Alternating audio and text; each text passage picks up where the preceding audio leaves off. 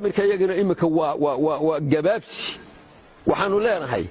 48 saacadood baanu joognay 48 kalaanu ku darnay oo idin sugaynaa wixii ka dambeeya iska kaaya fasaxo nabadgelyo ama wixii ragaaleeyay hala keeno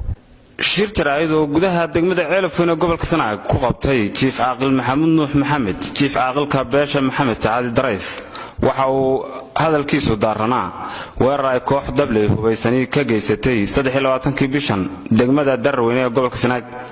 taasoo sababtay dhimashada hal ruux iyo dhaawaca 3 kale oo kamid ah shacabka degmada Darweyn Chief Caaqil Maxamed Nuux Maxamed ayaa sidoo kale ka hadlay dhacdooyin noocan oo kale ah oo hore loogu geystay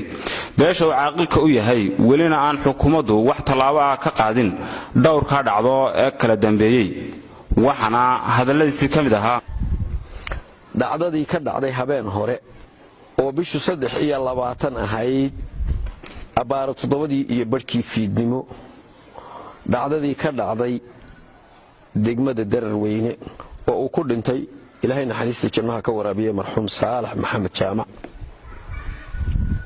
3 nin oo kalena ay ku dhaawacmeen dhacdada oo si bareera koox hubaysan oo soo qorshaysay dilka uguna tala gashay ragga rasaasta ay ku furtay inaan wax ka noolaan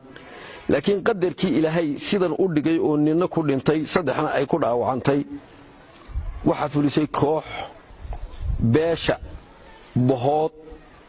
weliba sida aan wararka ku hayno boho uma dhamma cid bay bahashaasi ku gaartay waxa ayaan darra ah waa ogeydeeno degmada tan iyo degmada iyo deegaanadooda labada reer ay wada degaan dib fara badan baa hore uga soo dhacday muddo 4 sanadood ama 5 sanadood ba ku dhow soconaysay dad badanina ku dhintay dad badanina ku dhaawacmeen hanti badanina ku burburtay ayaa hore uga soo dhacday waxa xusid mudan dhacdooyinka xilliga dhibaatadaasi ay socotay mar wal oo dhibaato ay timaado reerkaasi iyaga bilaabayay hase yeeshee aakhirkii dambe waa la isugu yimi heshiis baa la dhigay waa la isdhaarsaday ballantu waxay ahayd inaan mar dambe wixii hore u dhici jiray dib loogu noqon ciddii ku noqotaana talaabo sharciyeysan laga qaado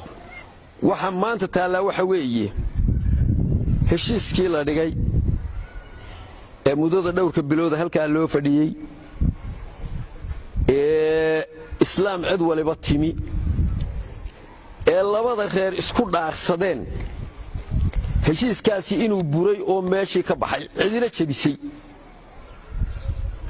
ballantuna waxay ahayd ciddii heshiiskaa jabisa in talaabo adag laga qaado waxaad moodaa 48 saacadood bay imika maraysaa ninkii dhintay waa iska aasnay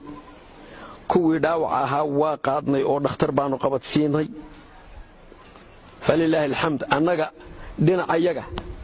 ilaa maanta waxna looga tiriyo dhibtaas oo xagga yaga loo soo leexinayo ma ogin cid walibana waa ogtahay in badan oo hore oo dhibaatooyinkaasi dhaceen waanu samirnay waxaan nidhi waryaada wixii dhacay haatan haddaynu ka daba tagno wax ka sii xun baa ka dhacaya aan bahasha hoos isaga dhigno 3 jeer oo 3 dhacdo oo tan ka horeysayna imika way dhacday ma ahayn anaga iyo baha kaliya heshiisyadu waxay khuseeyeen deegaanka yagan ama habar yoonis bari iyo habar jeclo bari ayay ahayd dhowr dhacdo oo kale ayaa iyana weli taagan oo dhinacan Sacad Yoonis ku dhacay ilaa haddana aan wax qabad helin wax qabad la'aanta horena waxay keentaa in dadka inta kale dhiirato oo la yiraahdo dadkii horeba wax laga qaban waayay adna iska samay tanina way dhacday maanta hadaba annaga iyo boqodo wixii soo kale maray waa ogeyn islaamka ilaahayna waa og yahay inaanu dib dambe iskula soo noqonnona kumaanu talagelin waana arkaynay oo in muddo ah iminka awshaasi way socotay ciidanka la ururinayay hubka la ururinayay socod dhaqdhaqaaqooda fara badna in badan oo gaade xataa ceelaf weyntan aynu joogno lagu yimi baanu ka warhaynay jiida kale oo jidgooyooyin laga galay baanu ka warhaynay intaaba arintaasi ay soo socotay darafka kale iyana way ogaayeen dadkooda waxa dhex socda laakiin ciidina isma gelin maalintii dhaweyd ee halka kan uu marayay wasiirka horumarinta caafimaadka Xasan Gaafadhi ninkii dhageystay wuu dhageystay waan ka sheegay xafladii soo dhaweynta ee wasiirka lagu soo dhaweynayay markii la isugu yimid ee laga wada hadlay waan ka sheegay waxaan ku iri degmada nabadgelyo xumaa ka jirta dhaqdhaqaaq fara badanina wuu jira arinta daymaha loo yeesho ayaan daro waayeelkii kale ee iga dambeeyay waxa la yiri waxa waxba kama jiraan nabadgelyaanu haynaa nabadgelyadu waa wanaagsan tahay dhibaata ma jirto wax aanu ka warhayno oo nabadgelyo xumo ahay ma jirto waxaan aad iyo aad ula yaabanahay anigu markaan hadalka jeediyay ninkii iga daba hadlay ee yiri waxa uu sheegayo waxba kama jiraan nabadgelyaanu haynaa ayaa habeen hore kullaayay raggii darweyne intuu dambe basayay intuu qarinayayba waxay ahayd